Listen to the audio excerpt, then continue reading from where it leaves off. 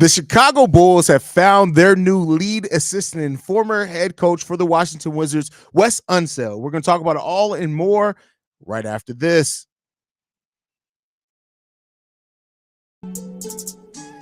You are now tuned in to Chicago Bulls Central, your number one place for all Chicago Bulls news and content.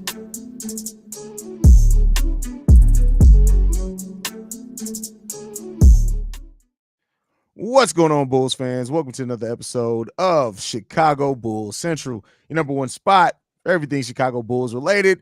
I'm the host here, Haize, but more importantly, you guys can follow the channel at Bulls Central Pod on every social media platform we happen to be on. With that said, Steve-O's also in the building today. What's going on, Steve-O? The Bulls have hired their new lead assistant in Wes Unseld Jr. Now, this is interesting for a few different reasons. He did work over in Denver before, so there is some familiarity there. But people may forget that Wes Unseld Jr. was actually a finalist to be the head coach for the Chicago Bulls before he ended up hiring Billy Donovan. How do you feel about Wes Unseld Jr. as the new lead assistant for the Bulls? He's a coach that I've always had an eye on. Especially, he's one of the coaches that I felt like that's not a big name, because I'm kind of like in the same lane with you. I don't really want to go after a big name. I kind of want us to find our own guy. And I'm kind of mad he took the job he just did when he was a former head coach for the Wizards, because it's nothing you could do with that team. So it didn't really show what he could really do. But I'm glad that we have an addition for us to be our coach. As you know, we lost our last assistant coach to, I think, where did he go? Sacramento? Or no, she went to Charlotte. Charlotte. Yeah, he went to Charlotte to join that staff. Yeah.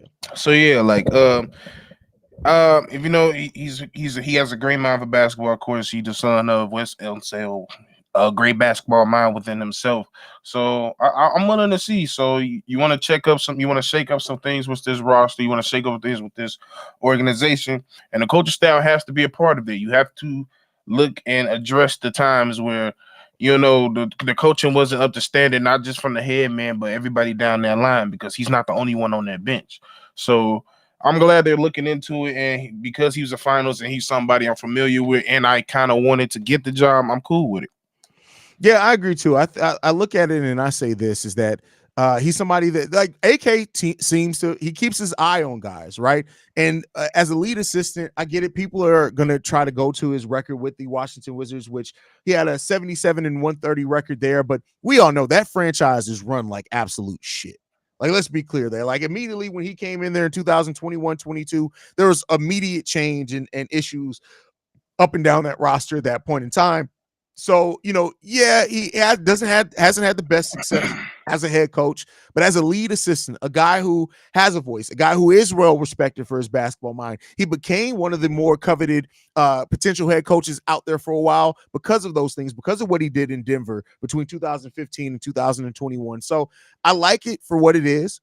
And he may eventually be the head coach as well, because I am hearing there's a lot more smoke to Mark Eversley potentially getting this Detroit job than what people think. So yeah, like, and he kind of fits the I mean, it kind of has me a little bit worried, because what he likes to do in his coaching style, it kind of fits the current Bulls of right now, which is he likes to, especially in the offensive scheme of things, he just likes to move around and look for important shots. And that's why it wasn't really working in the Wizards, because he didn't have enough players that was able to make efficient and important shots on the floor that he wanted. So when that comes to mind, when you think of somebody like that immediately comes to mind like a DeMar, that immediately comes to mind like a Zach, because those are people that feeds off of, at the right shots, their hot point spots, and picking and choosing which spots they want, and that's his coaching style. So it just fits the current construction right now. So that's the only thing that has me slightly worried. But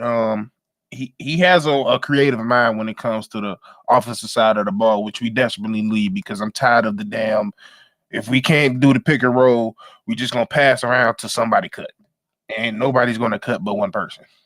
Yeah, and it's always difficult to know exactly what assistant coaches do, even the lead assistants. But here's the thing, to me, and I'm not saying that this is the case. I don't know. I'm not in those conversations, but this feels more like an AK hire than a Billy Donovan hire. And that makes me a little bit more optimistic in the fact that his voice is going to be something that is maximized, not over Billy Donovan's, of course, but I have that hope that he is going to come in here and be more than just to push Billy Donovan's already thinking and agenda. He's coming in to kind of add a new set of eyes on things. The fact that AK is extremely familiar with Wes Unseld Jr. They would have been in Denver a lot at the same time, I think goes a long way in pointing to that too. So again, this is my hope right now. I'm not saying that that's the exact case, but my hope is that because of this and it seeming like more of an AK hire than anything, this helps add some new eyes and a new voice that is actually going to be prioritized a lot in this locker room for the Bulls fans.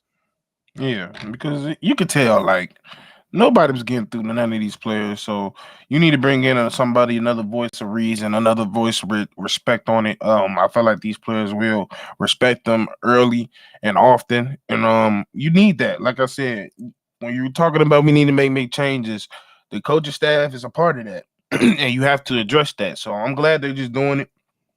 I feel like they need to spoil more. I think this is not the only coach that we should probably look at and get. We should add on some more as well. Yeah, On two more spots. Yeah, you got 2 more spots. Yeah. And it could be a big difference off how we play as a culture because we don't really have a culture right now, so we need to set a precedent of culture here, and that's something we need to do, and he could be a part of it.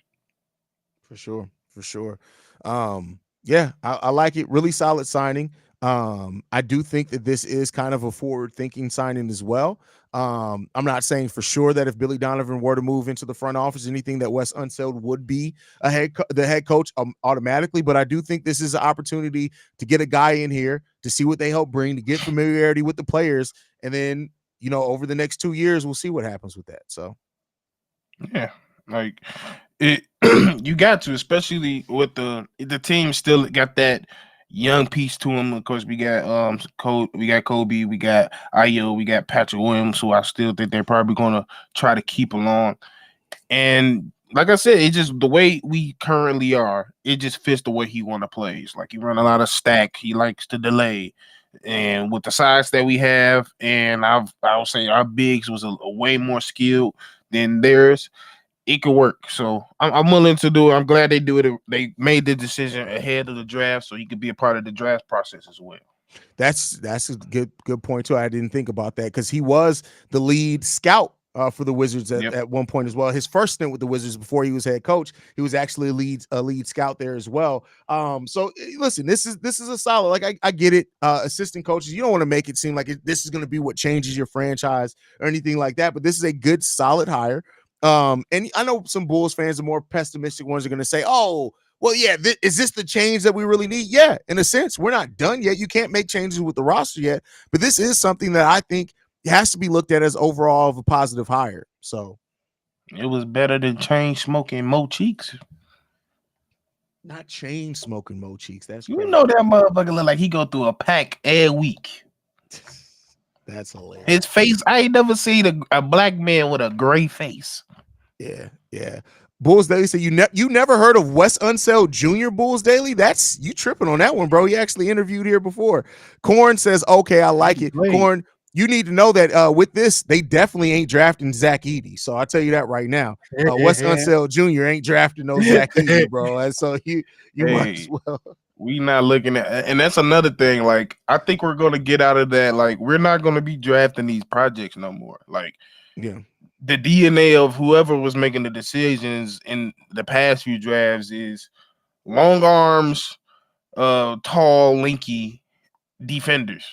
Instead of that, I don't think Russell is gonna be a part of that, and he needs some buckets. And he wants somebody that can either be a certain type of role outside of defense or they could get a bucket. And there's some people we could get. Question I want to throw to you on this one is with Wes Unseld Jr. being on Mike Malone's staff for so long over in Denver, do you think that this may point towards, and we only have speculation right now, that the Bulls may be looking to make some considerable changes to their offensive scheme this year? Yeah, you have to. Like there are so many times where, especially towards the end of the season, y'all sitting here like, bro, you gonna watch the game anyway. But I was like, I'm tired of watching it because we not playing basketball. We just fucking around. Yeah. We just seeing what happens. Like, we're not really out here running no offensive scheme out there. He was just going there saying pick and roll and figure it out, make a good play. Like that is there's way more to basketball and from a coaching sense that we could be taught at this team, and we don't have trash. This not team is not trash talent wise. It's not.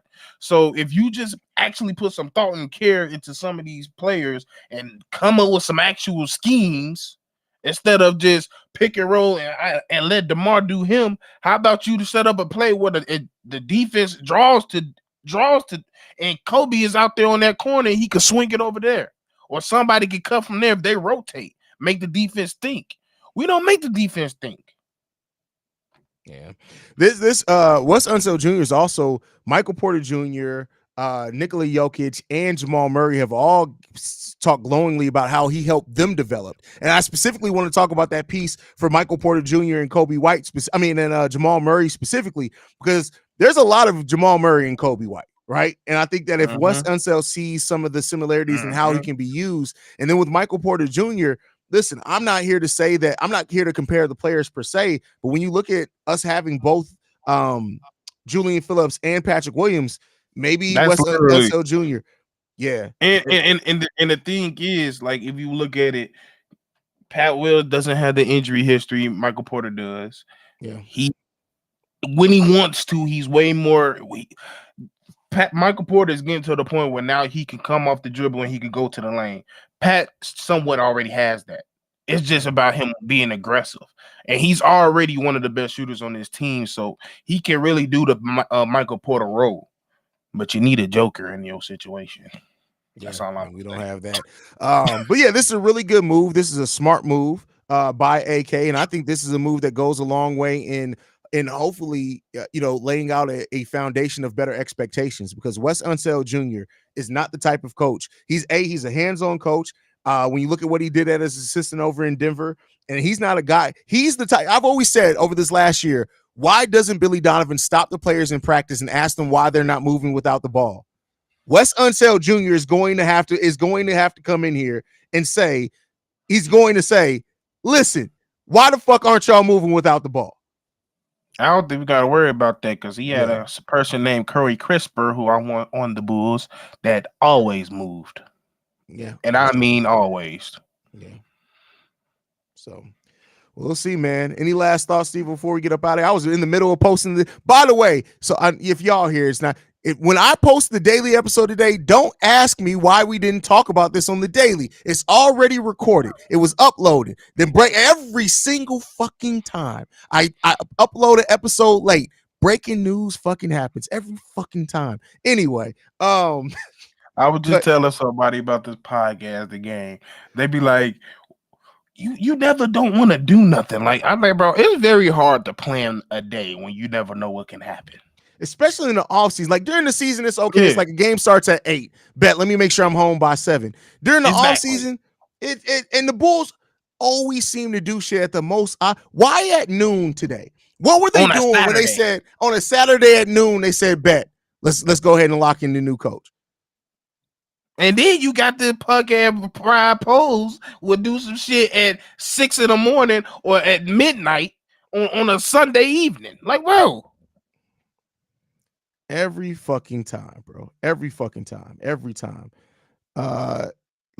Who skipped over? We literally talked. Did you weren't here at the beginning? And we talked about it. They had a terrible, flawed roster here. Like go back and rewind. If you're gonna say something stupid, this ain't the show. We ain't fucking ESPN. You just said something fucking stupid. We just spent the whole first 15 minutes. I mean, no, it's only 15-minute live stream. 10 minutes talking about it. Go and suck some dick. How about that? Go do that with yourself, bro. I'm just saying. Jesus. What is he supposed to do? What he supposed to do with a over cocky ass Jordan Poole, a white boy that can only shoot, Kyle Kuzma who can't play no defense but is a streaky shooter, and they sub a real life backup point guard that's being a starter? What is he supposed to do? I have no idea, bro. I have no idea, man. But let's get up out of here, man. Let me go finish posting this daily episode, man. I love you guys. Hey, this is a nice change for the Chicago Bulls, especially as an assistant when what he has done to help development of other players, also as a scout at times. So I think this is a really solid hire by the Chicago Bulls, and let's see if it actually ends up turning into that, man. So But hey, see, I'm gonna have to cook somebody else. No, I'm just an asshole. First of all, and music. You need to music feeds the whole. You need to worry about before I feed your mama some dick. If you keep talking shit, how about that? I'm just an asshole. Ain't nobody gives a shit about what y'all say. I'm just an asshole. I love you guys. Go Bulls. See you, Red, y'all.